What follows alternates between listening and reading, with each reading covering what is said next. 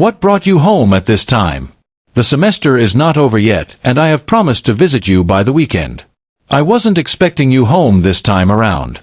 My darling, are you fine? Is everything all right with you? Or, do you need money for handout? Justice asked his wife when she drove into the compound. He was on his way out of the house, and he was just about entering his car when the gate flipped open and his wife cruised into the compound, looking worried.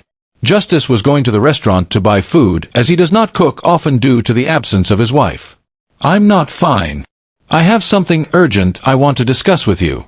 It has been giving me sleepless nights, and I have been unable to study my books in school because of the problem. That's why I had to rush home as soon as I could. Please, let's go inside the house and discuss, Emilia said as she hugged her husband. Justice led her by the hand into the large building. Emilia had missed home so much. Since the beginning of the semester, she was yet to visit the house. She had no actual need to because her husband visited her in school as often as possible. What is the problem, my darling? Justice asked, sitting close to Emilia, who had sank in one of the sofas in the large living room. The television was on and the video of One Love, a powerful song by Bob Marley, played away. The music was too loud, so Emilia went to lower it before coming back to meet her husband. I want to get pregnant, Emilia said. When she was driving home from school, she had a change of mind. She reconsidered her decision to tell her husband the truth about her pregnancy. She decided to trick her husband into believing that he is responsible for the pregnancy. The problem is that Justice is incapable of getting any woman pregnant because of the vasectomy. If he could get her pregnant, she would just allow him make love to her a few days and then pin the pregnancy on him. But that won't work. So she has to find a way to convince him to take her to the fertility clinic for insemination using his frozen liquid fertilizer. I can't wait a whole 4 years before carrying my first baby. I know that I'm still young, but I want to start bearing children early so that we can look after them when we are still young and strong, Emilia said. She looked worried. Is that the problem that brought you home from school? When you said something was disturbing your mind, I thought it was one huge problem we cannot solve, Justice said. He stood up from the sofa and placed his right hand on Emilia's shoulder romantically. I will drive you to the fertility clinic tomorrow. There is no need for you to be worried. I support your decision to start having children if that is what you want.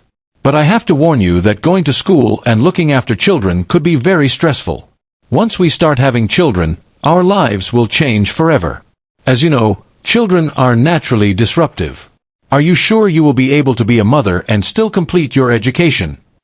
Justice asked his wife. Yes, I'm ready. There are some of my course mates who are pregnant and they still attend classes. In fact, one of them has a small baby who she comes to class with.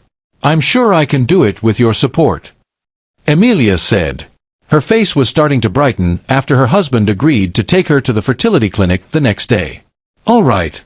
If this is what you really want, consider it done. We will go to the clinic tomorrow. I will always do all I can to make you happy. So if you want us to start having children, who am I to say no? Justice asked rhetorically. Thank you, my darling. I'm now very happy. You just lifted a burden off my heart. I was thinking you would say no to my request. Let me go in and prepare food for you. What do you want to eat? Emilia asked with a beautiful smile on her face. I want to eat vegetable soup, Justice said as they both laughed. Emilia went to a nearby street market and bought ingredients for vegetable soup and then prepared a nice dish for Justice. He ate it with so much relish. The next day, they were at the fertility clinic and requested to see the doctor. It didn't take long before the doctor appeared and greeted them warmly. They were still sitting at the reception of the clinic. The doctor ushered them into his beautiful office. We want to have a baby, Emilia announced to the doctor excitedly. Wow, that's good news.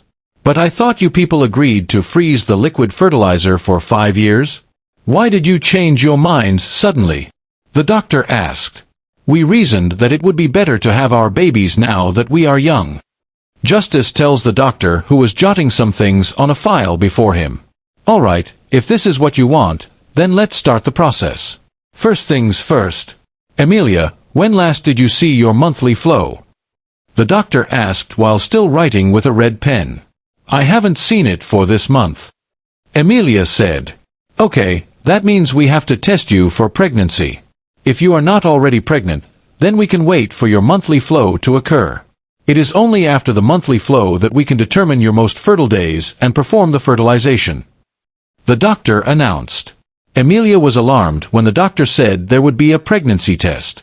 I have scheduled you for a pregnancy test tomorrow morning. The doctor said. He asked Emilia and Justice to go back home and return the next morning. Why is he talking of pregnancy test when he knows I can't get any woman pregnant? Justice asked his wife. Don't worry, honey. I'm sure it is just the normal medical procedure. The doctor is a professional, Emilia said with a smile on her face. However, inwardly, she was dying. She knew the pregnancy test would expose her secret. I have to plan my next move because if I don't, this doctor will expose and disgrace me tomorrow. I won't allow this to happen, Emilia said in her heart as they drove out of the hospital.